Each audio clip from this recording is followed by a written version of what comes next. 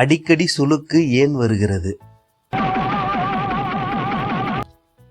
சுளுக்கு எப்படி வருகிறது என்று முந்தைய பதிவில் பார்த்தோம். சிலருக்கு ஏன் அடிக்கடி சுளுக்கு வருகிறது என்பதை இந்த பதிவில் பார்ப்போம். உடலின் கடிகாரம் சீராக இயங்கும் போது உடல் விழிப்புணர்வோடு நம்மை வழிநடத்தும். Smart boy. உடல் கடிகாரம் தவறாக இயங்கும் போது உடலின் அசைவுகள் மற்றும் செயல்கள் சுளுக்கு அல்லது பிடிப்பாக மாறுகின்றன. குறிப்பாக நரம்பு மற்றும் தசைகளின் ஒருங்கிணைப்பு பலவீனமாக இருக்கும் போது, உறக்கம் பற்றாக்குறை, அதன் மூலம் உடலின் சமநிலை தவறும் போதும்,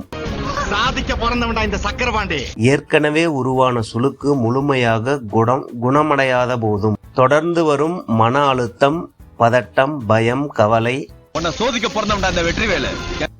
இதன் காரணமாக உடலில் உயிர் சக்தி அதிகம் விரயமாகிறது. உயிர் சக்தி குறையும் போது உடலில் ஜீவகாந்த சக்தியும் குறையும் அல்லது தடைபடும்.